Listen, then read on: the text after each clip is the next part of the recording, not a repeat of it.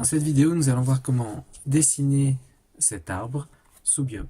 Alors nous allons pour cela utiliser une fonction récursive dont le principe va être qu'on va supposer qu'on est capable de dessiner un arbre de taille petite et en supposant cela, on va se demander comment, à partir du dessin d'un arbre petit, on peut dessiner un arbre plus grand. Donc, si on schématise, on a un arbre comme ceci, avec un grand tronc, puis après des feuilles et des branches plus petites, comme ceci. Et par rapport à cet arbre-là, on va supposer qu'on est capable de dessiner, qu'on a une fonction qui nous permet de dessiner un arbre petit comme celui qui est entouré par les pointillés ici. Donc on suppose qu'on a une fonction, alors hypothèse,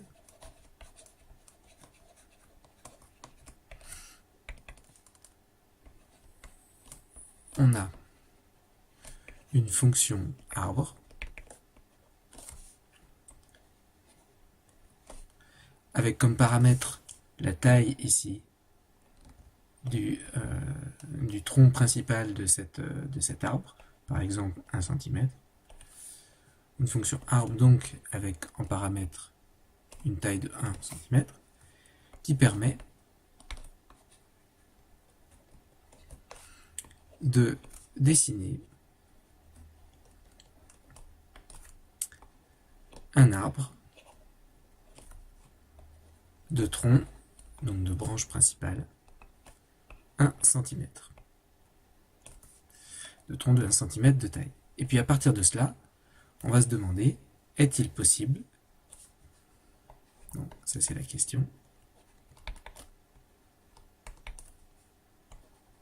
est-il possible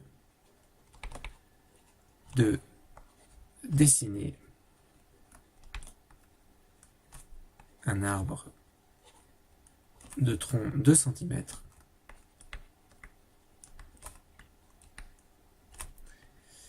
avec arbre de 1 cm. Avec cette fonction qui nous permet de dessiner un arbre de 1 cm. Et l'arbre de 2 cm, de tronc 2 cm, ça va être l'arbre principal ici sur notre figure, c'est-à-dire l'arbre entier. Alors, en dehors du fait qu'on ne sait pas pour l'instant comment on fait pour dessiner un arbre de 1 cm, on fait cette hypothèse-là. Si on fait cette hypothèse-là, est-ce qu'il est possible de dessiner un arbre de tronc 2 cm?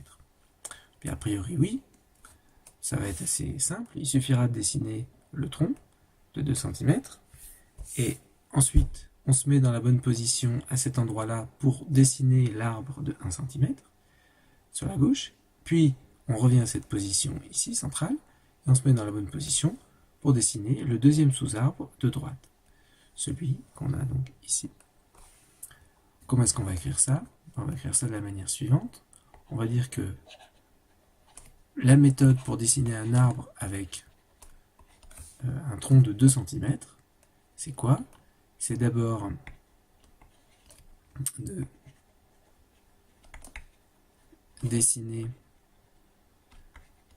un trait de 2 cm. Ça, c'est pour le tronc. Puis, on va mémoriser la position du stylo. On va voir à quoi ça nous sert. Mémoriser la position du stylo. Troisièmement, qu'est-ce qu'on va faire? Eh bien, troisièmement, on va orienter le stylo à droite ou à gauche, comme on veut. On peut commencer par la droite, par exemple. Orienter le stylo à droite. Puis, on va dessiner le sous-arbre de droite. C'est la quatrième partie. Dessiner le sous-arbre de droite. Alors ça, Ben ça c'est facile à faire parce qu'on a l'hypothèse qu'on a la fonction arbre avec 1 cm. Donc pour ça, il va falloir faire appel à arbre de 1 cm. Puis, qu'est-ce qu'on va faire? On va se remettre dans la position mémorisée. Donc reprendre la position mémorisée. Reprendre la position mémorisée pour que le stylo soit dans la bonne position. 6, on va réorienter le stylo à gauche maintenant. Orienter le stylo à gauche. Et enfin 7, on va dessiner le sous-arbre de gauche.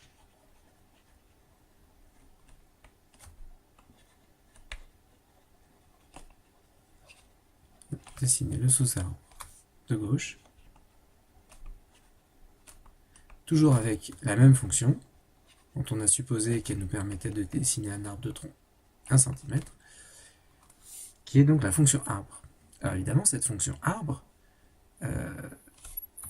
ici, l'appel à cette fonction arbre ici, normalement ça doit être le même que l'appel à la fonction arbre ici. C'est-à-dire que pour dessiner un arbre de 1 cm, il doit s'agir de respecter les mêmes 7 étapes qui sont ici. Alors en fait, pour respecter ces étapes-là, ça va être très facile. Ce qui va changer, c'est juste les mesures. Puisque pour dessiner un arbre de 1 cm, il s'agit bien de dessiner d'abord un trait, alors cette fois-ci de 1 cm, ici, mais globalement, la première instruction reste la même. Puis de mémoriser la position du stylo en 2, en 3 d'orienter le stylo à droite, en 4 de dessiner le sous-arbre de droite, mais alors cette fois-ci, ce ne sera plus 1 cm, ça sera 0,5 cm, puisque notre arbre principal fait 1 cm de tronc. Puis reprendre la position mémorisée, orienter le stylo à gauche, dessiner le sous-arbre de gauche avec, là encore, cette fois-ci, 0,5 cm. Et puis pour 0,5 cm, c'est pareil. On a exactement les mêmes instructions, sauf que on aura cette fois-ci, le tronc mesurera 0,5 cm. Et puis ici, on aura 0,25 cm. Et puis là, on aura aussi 0,25 cm pour les sous-arbres, pour les troncs des sous-arbres, etc., etc. Et puis, il y a un moment donné, à force de diviser la taille des troncs, on arrivera à une taille tellement petite que ça servira même pas, ça servira à rien d'essayer de la représenter, de la dessiner à l'écran. Et donc il faudra s'arrêter. En fait, c'est ce que j'ai pas mis ici, j'ai laissé la place. C'est-à-dire qu'ici, on va dire si la taille qui en fait est le paramètre L, taille du tronc, la longueur du tronc, si ce paramètre-là, si L est supérieur à une taille minimale, par exemple 1 pixel, si c'est ou bien 0,1 cm par exemple, peu importe, alors on fait effectivement tout ça. Et puis, si on veut dessiner un arbre avec une taille L, ici, inférieure à la taille minimale, 1 pixel ou 0,1 cm, bien alors, on ne fait rien. On ne dessine rien. On ne fait rien. Évidemment, là je le marque pour que ce soit compréhensible. Dans un programme, il s'agira juste de ne rien faire de particulier. Donc voyons maintenant si on est capable de traduire ça dans Biob. On va ouvrir Biob et puis on va essayer de mettre à côté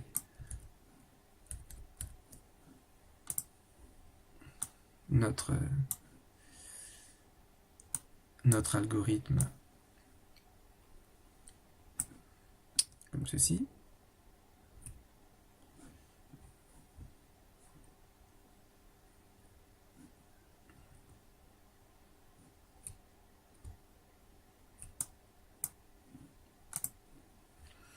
Donc, on doit créer une fonction. Alors, pour créer une fonction, il faut aller dans arbre. Dans la catégorie variable, il faut cliquer sur créer un bloc. Là, on a le choix entre fonction et procédure. Comme notre bloc ne doit faire que des affichages, ce sera une procédure. Et on va l'appeler arbre pour que ça colle au mieux avec ce qu'on vient d'écrire précédemment. On a vu qu'il nous fallait un paramètre, L, la taille du tronc. Et puis, si on revient ici, qu'est-ce qu'il nous faut? Il nous faut d'abord tester si la taille, L, n'est pas inférieure par hasard à une taille minimale, auquel cas on ne fait rien. Et sinon, on va faire les 7 étapes. Donc, on va commencer par ajouter un test. Si la taille L est supérieure à une taille minimale, alors à l'écran on va compter en pixels, donc on va mettre par exemple 2 pixels, alors on fait tout ce qu'on a à faire, on dessine, et si c'est pas le cas, c'est-à-dire si L est plus petit ou égal à 2 pixels, alors on ne fait rien. On aurait pu mettre un test avec un sinon, mais du coup on n'aurait rien eu à mettre dans le sinon. Donc le test avec le si tout court convient très bien. Alors, dans ce cas-là, qu'est-ce qu'on fait? On doit d'abord dessiner un trait de 2 cm. Alors pour faire ça, on suppose, quand on appelle la procédure arbre, on suppose que le stylo est bien placé et à la bonne orientation. C'est-à-dire que pour tracer un trait, il suffit juste de poser le stylo, de le mettre en position d'écriture, et d'avancer du nombre de pixels qui conviennent. C'est-à-dire ici, L pixels, L pas. Et puis pour éviter tout trait parasite, on en profite pour relever tout de suite le stylo. Ensuite, on doit mémoriser la position du stylo, parce qu'après, on doit reprendre cette position. Le stylo, c'est en fait le sprite ici, la petite flèche, le graphisme en forme de flèche, je vous rappelle, et toutes les caractéristiques en termes de mouvement de ce sprite, de cette flèche, se retrouvent dans mouvement. Et en fait, on a 3 caractéristiques qui décrivent exactement le sprite dans ces caractéristiques intéressantes pour nous tout de suite. Ce sont position X, position Y et direction. Donc il va falloir qu'on mémorise, après avoir relevé le stylo, les 3 valeurs, l'abscisse et l'ordonnée du stylo, et puis sa direction. Pour mémoriser une valeur, on a besoin d'une variable. Une variable, je vous rappelle, c'est une case en mémoire qui est prête pour accueillir et sauvegarder une valeur. Donc, pour créer une variable, on a le bloc variable du script. On peut ajouter des variables autant qu'on veut avec les petites flèches. On peut en supprimer avec la flèche dans l'autre sens. Donc là, on a 3 valeurs à stocker, donc il nous faut 3 variables. Par défaut, on a ABC comme nom de variable, mais si on clique dessus, on peut changer le nom de la variable. Donc par exemple, ici, on va mettre X stylo. Pour B, on va mettre Y stylo. Et pour C, on va mettre dir stylo. Et maintenant, qu'est-ce qu'on va faire? Maintenant, on va affecter une valeur. On va mettre une valeur dans ces variables. C'est-à-dire que dans X stylo, on va affecter la valeur position de X, qui est la position courante du sprite. Alors, une remarque, quand vous avez la possibilité de cliquer sur la petite flèche et d'avoir un ensemble de variables, il faut les choisir comme ça. On évite de prendre la variable et de la mettre directement dedans. Ça marche au niveau syntaxe, mais en fait, au niveau de l'affectation, ça ne marche pas. Donc vraiment, on choisit le nom de la variable dans le bloc d'affectation, dans la petite liste à côté, ça c'est important. Et puis on fait la même chose pour les 2 autres valeurs à mémoriser, c'est-à-dire la position et la direction. La position, on va la mettre dans Y stylo, la position Y, et dans dir stylo, on va mettre la direction. Donc voilà, si on revient à notre algorithme schématique, on a mémorisé la position du stylo. Maintenant, on va orienter le stylo vers la droite. Donc, on va dans mouvement, et là, on utilise le bloc tourner 2, 15 degrés par exemple. C'est pas mal. Ça, c'est exactement la troisième étape. La quatrième étape, c'est celle du dessin du sous-arbre de droite. Mais pour dessiner le sous-arbre, on a la fonction. On a la fonction arbre. Alors certes, c'est celle qu'on est en train de faire, on n'a pas fini, mais c'est notre hypothèse. On a supposé qu'on savait, pour un arbre de taille plus petite que L, en l'occurrence L sur 2, on a supposé qu'on savait faire, et que notre bloc, que notre fonction savait faire ce dessin. Donc, on s'est mis dans la bonne position, on a tourné pour que la direction soit la bonne, il n'y a plus qu'à dessiner l'arbre. Du coup, on va dans la liste des blocs créés manuellement, on prend notre bloc, alors on ne met pas là, on le met juste à la fin, et on dessine l'arbre. Alors, on va dessiner l'arbre avec en paramètre la nouvelle taille. Par contre, attention, il faut bien être sûr que la taille décroît à chaque fois qu'on dessine un sous-arbre, alors qu'on est en train de dessiner un arbre. Donc, il va falloir, par exemple, diviser la longueur de l'arbre par 2, puisque le sous-arbre aura une longueur de tronc égale à la moitié du tronc principal. Une fois qu'on a fait ce sous-arbre, avec cet appel-là, il faut remettre le stylo dans sa position initiale, avant le dessin du sous-arbre de droite. Donc ça, c'est l'étape 5. C'est là où on va se servir de nos variables x, x stylo, y stylo et dir stylo. Donc on va faire se diriger la flèche, notre stylo, en x stylo et y stylo. Et puis on va le faire se diriger en faisant un angle de dir stylo. Ça y est, on s'est remis à la bonne position avec le bon angle qu'on avait après ces 3 instructions d'affectation. Donc on peut maintenant tourner dans l'autre sens, orienter le stylo dans l'autre sens vers la gauche. C'est l'étape numéro 6. Et maintenant, comme l'étape numéro 4, on est prêt pour dessiner un sous-arbre, mais cette fois-ci à gauche, puisqu'on est orienté un peu vers la gauche. Donc là, on va dessiner le même sous-arbre que le sous-arbre de droite. Voilà, normalement, tout ça, ça doit fonctionner. On va faire le test tout de suite. Pour faire le test de notre bloc arbre, eh bien, il faut un petit programme principal. Donc on va commencer avec la bannière verte pressée. Pour être sûr que tout va bien, on va tout effacer et on va relever le stylo. Et puis on va positionner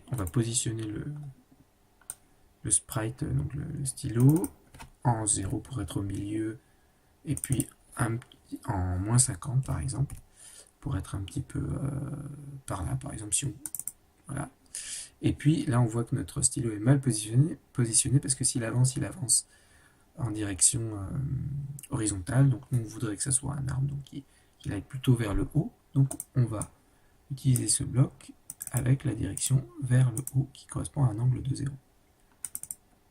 Voilà, on exécute ce petit bout de programme et notre sprite stylo est dans la bonne position. Et maintenant, il n'y a plus qu'à appeler notre procédure arbre avec une taille initiale de tronc. Donc, par exemple, 80. On va agrandir un peu notre fenêtre graphique et on va exécuter pour vérifier. Voilà. Donc là, si on déplace le sprite, on a bien dessiné un arbre. Alors là, il est un peu resserré, d'accord? Les angles sont très peu importants parce que ce sont des angles de 15 degrés qu'on a utilisés à chaque fois. Donc on peut par exemple maintenant mettre des angles de 25 degrés dans les deux cas pour avoir un arbre symétrique. Voyons ce que ça donne. Ah voilà, notre arbre est un petit peu plus étalé. On peut même du coup modifier à nouveau un angle et puis faire quelque chose de dissymétrique. Donc par exemple, il sera un peu plus penché vers la droite si on tourne de 45 à droite et que de 25 à gauche. Qu'est-ce qui se passe? Voilà, là on voit notre arbre un petit peu plus penché vers la droite. Et puis maintenant, qu'est-ce qu'on peut dire? On peut dire qu'il va avoir un tronc de 120 au départ, Du coup, on va baisser un peu son point de départ. On va dire qu'il va commencer à moins 80. Euh,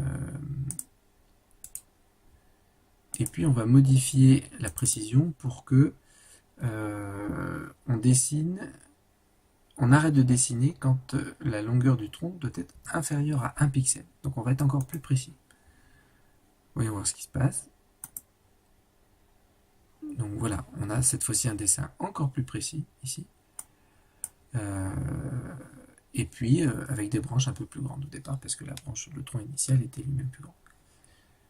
Alors comme on voudrait ajouter un peu plus de branches, on va aussi pouvoir jouer, par exemple, sur la longueur des branches. Donc à chaque fois, les branches sont divisées par deux. Donc très vite, on arrive à une taille toute petite. On peut réduire cette limite si on divise par 1,3 par exemple. Et là aussi. Alors, on va voir ce qui se passe. Peut-être on peut d'ailleurs baisser un petit peu et se mettre en moins 120. Que se passe-t-il? Alors voilà, là on a clairement beaucoup plus de détails. D'ailleurs le programme met beaucoup plus longtemps pour s'exécuter. Puisque là on est en train de faire une branche, la première branche qui part sur la droite, le plus à droite.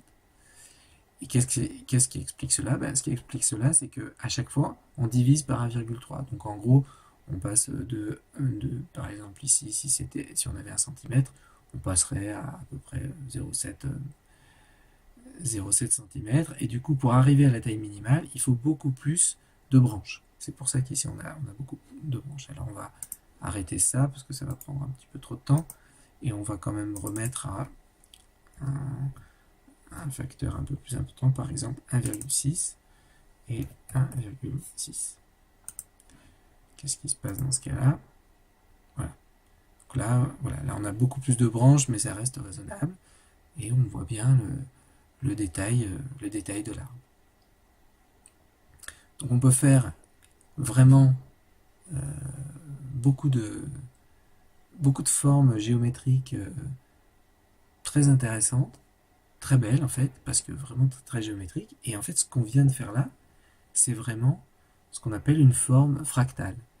Parce que si on fait un zoom sur un des sous-arbres, eh ben on obtient exactement le même genre d'arbre que quand on regarde la figure globalement. En fait, il n'y a pas de limite. La seule limite, c'est la précision de notre affichage. Alors, on va juste faire une dernière remarque, qui est, par exemple, remettons des valeurs, la valeur 2 ici, et puis on va prendre 45, et puis on va s'arrêter, là on va faire un arbre très grossier, puisqu'on va s'arrêter après 5 pixels. Qu'est-ce qui se passe là? Voilà, là on a un arbre très simple. Et là, on va essayer de voir comment on peut comprendre le dessin de l'arbre. Pour nous aider à voir ça, même si on le voyait déjà un petit peu, on va ajouter un temps d'attente après chaque dessin. On va mettre 0,5 secondes après chaque dessin de branche. Vous voyez? Donc là, on commence par dessiner les branches qui sont les plus à droite. Puis, quand on atteint la taille minimale, on dessine les autres branches qui sont à gauche, mais on commence toujours par les branches qui sont à droite. Ce qui est normal, parce que quand on regarde donc la fonction arbre, on a deux appels récursifs. Pour dessiner un arbre de taille L, on dessine deux sous-arbres de taille L sur 2. Et en fait, le premier est le sous-arbre de droite. Donc on commence toujours par faire le sous-arbre de droite. On pourrait faire une petite trace de tout ça de la manière suivante. On a un arbre de taille L. Alors, on va peut-être l'écrire comme ça, un arbre de taille L. Et pour dessiner un arbre de taille L, qu'est-ce qu'on fait? On dessine un arbre de taille L sur 2, mais pour dessiner un arbre de taille L sur 2, on dessine un arbre de taille L sur 4, et pour dessiner un arbre de taille L sur 4, on dessine un arbre de taille L sur 8. Et puis là, par exemple, on suppose qu'arrivé à la taille L sur 8, on essaye de dessiner un arbre de taille L sur 16, mais mais c'est trop petit et donc on ne fait rien à ce moment-là. Donc ça, c'est l'arbre d'origine, celui de taille L. Après, on a dessiné le sous-arbre de gauche, puis le sous-arbre de gauche du sous-arbre de gauche, pardon, le sous-arbre de droite de l'arbre original, puis le sous-arbre de droite du sous-arbre de droite, puis le sous-arbre de droite du sous-arbre de droite du sous-arbre de droite. Et puis on s'arrête. Parce que la taille est trop petite. Et donc après, il faut dessiner le sous-arbre de gauche, donc de taille 8. Et puis après, on revient, on doit dessiner le sous-arbre de gauche qui correspond à ce sous-arbre de droite là, de taille L sur 4. Donc c'est à nouveau un arbre de taille L sur 4, qui lui-même aura un autre arbre de taille L sur 8. Et puis, bien sûr, un sous-arbre de gauche de taille L sur 8 à nouveau. Et puis une fois qu'on a fini tout ça, eh bien, on doit faire le sous-arbre de gauche qui correspond à ce sous-arbre de droite là de taille L sur 2. Donc, on doit faire à nouveau un sous-arbre de taille L sur 2, qui lui-même aura un sous-arbre de taille L sur 4, qui lui aussi aura un sous-arbre de taille L sur 8 à droite, et puis, bien sûr, un autre sous-arbre de taille L sur 8 à gauche. Et donc là, on a fini ce sous-arbre de droite là, donc on doit faire le sous-arbre de gauche de taille L sur 4, qui lui, bien sûr, aura un sous-arbre de droite de taille L sur 8, et un sous-arbre de gauche de taille L sur 8. Et là, on a tout fini, puisque l'arbre principal de taille L, on a bien dessiné tous ces sous-arbres ici. Alors, si on vérifie très vite en effaçant ici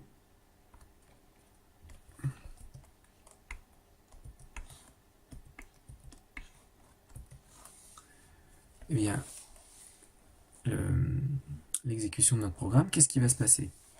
Là, on est à cet endroit-là. Hop, on est à cet endroit-là. Donc on dessine un tronc de taille L. D'accord? Alors, il faut que je le fasse correctement. Ça, c'est la taille L. On s'arrête là. Là, on doit dessiner un sous-arbre de droite de taille L sur 2. Alors, je ne vais pas vérifier les dimensions parce que ça, c'est trop compliqué. Donc, on commence à faire le tronc de taille L sur 2. Et puis, après, on doit faire à nouveau une branche de taille L sur 4. Mais c'est toujours le sous-arbre de droite, hein, bien sûr. Donc là, c'est L sur 4. Et puis enfin, on fait une petite branche de taille L sur 8. L sur 8. Donc là, on est arrivé ici. Je vais mettre 2 étoiles pour signifier qu'on est à cet endroit-là. Et là, c'est les 2 étoiles. D'accord? La taille L sur 8, c'est ça. Après ben, on doit faire le sous-arbre de gauche ici. Puisqu'on a atteint la taille minimale. Donc là, c'est aussi L sur 8. Et là, ça sera, si on met des petits numéros, ça sera 3. Après, on passe au sous-arbre de gauche ici, qui correspond au sous-arbre de gauche de cet embranchement. Donc ça, c'est le 4e arbre qu'on fait.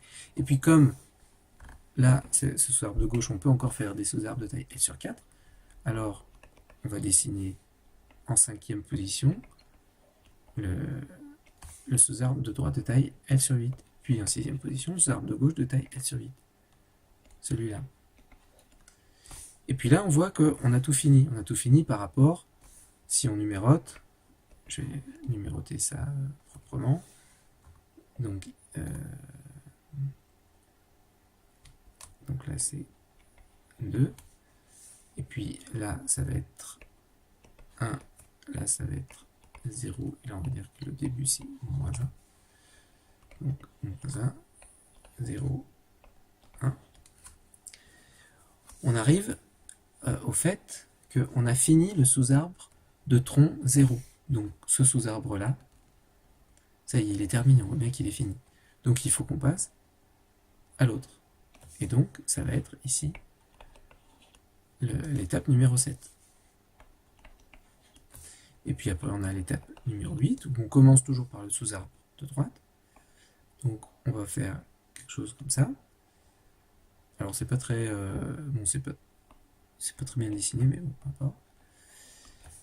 Ensuite, on va passer au sous-arbre encore, ici, 9. Oui, là c'est 9. Après, on va passer au sous-arbre de taille L sur 8 en 10e position. Puis, on va passer ici au sous-arbre 11, qui lui-même a deux sous-arbres de gauche et de droite, qui vont d'abord être dessinés à droite, comme d'habitude, puis ensuite à gauche, ici, comme ceci. Et là, en fait, on retrouve l'ordre, à partir de moins 1 jusqu'à 13, on trouve exactement l'ordre qui a été l'ordre dans lequel on a vu se dessiner l'arbre tout à l'heure. Donc voilà comment on explique pourquoi les choses sont dessinées, pourquoi l'arbre est dessiné dans cet ordre-là. Si on revient à notre code Biob, on peut voir quand même qu'avec un code relativement simple, dans le sens où il n'y a quand même pas beaucoup de lignes de code, on arrive à effectuer un programme intéressant et graphiquement qui peut être très chouette. Voilà, c'était l'explication de la récursivité sur le dessin d'un arbre.